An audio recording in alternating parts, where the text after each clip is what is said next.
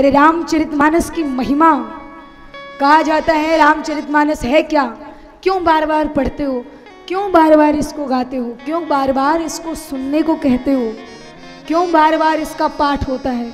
हमारे गुरु जी श्री रामदास जी महाराज एक बड़ा अच्छा दृष्टांत तो सुनाते हैं।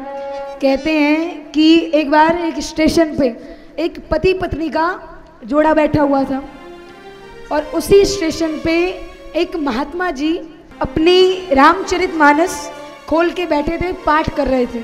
अब उन पति पत्नी ने जब देखा, महाराज जी के पास गए, कहा कि बाबा क्या सारा दिन यही पढ़ते हो, क्यों इतना ढोंग करते हो, क्या मिलता है इसको पढ़ने से। अरे वही किताब, वही ग्रंथ, वही लिखा है, एक बार पढ़ लो, 2 बार पढ़ लो, 3 बार पढ़ लो, बार बार क्यों पढ़ते हो इसको। महाराज जी कुछ नहीं बोलते, चुपचाप बैठे रहते हैं। थोड़ी देर बाद ट्रेन अपने समय पर आई, जिसको जहां बैठना था बैठे, और ट्रेन स्टेशन से निकली। अब जहां पर वो महात्मा जी बैठे थे उसी के सामने वो सज्जन बैठे थे जो स्टेशन पे नीचे खड़े होकर उनको चिढ़ा रहे थे कि क्यों पढ़ते हो, क्यों ढोंग करते हो।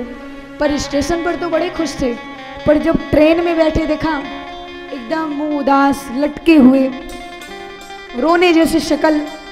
महाराज जी का जब पाठ खत्म हुआ, उन्होंने अपनी पुस्तक को रखा और कहा, बेटा तुम परेशान क्यों हो, अभी तो खुश थे। कहा, महाराज मैं क्या करूं, मेरी पत्नी स्टेशन पे ही छूट गई।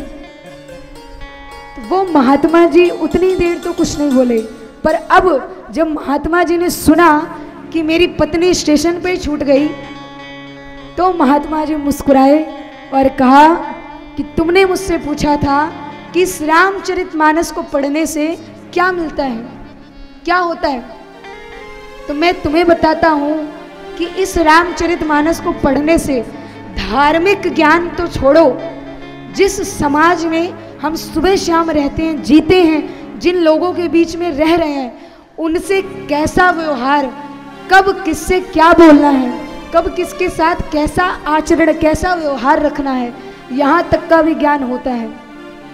और रामचरितमानस पढ़ने से धार्मिक ज्ञान तो छोड़ो, अगर तुमने बिना ज्ञान पाने की बुद्धि से छोड़कर उसको ऐसे ही पढ़ा होता और उसमें केवट का प्रसंग सुना होता, तो तुम्हें अच्छे से पता होता कि जब भगवान श्री राम गंगा नदी को पार करने के लिए केवट की नौका में बैठे, तो ये नहीं खुद जल्दी से जाके बैठ गए, पहले माता जानकी को बैठाया, फिर खुद बैठे और फिर लक्ष्मण जी गए।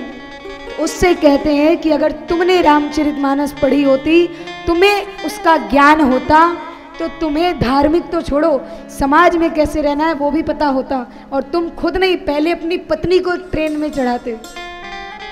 तो ऐसी महिमा रामचरितमानस की। और तुलसीदास जी महाराज 7 कांड लिखते हैं। प्रथम श्लोक लिखा, वर्णानाम अर्थ संघानाम रसानाम छंदसामपि मंगलानाम तारो वंदे वाणी विनायको। वेदों की, पुराणों की, शास्त्रों की वंदना की, वंदे वाणी विनायको,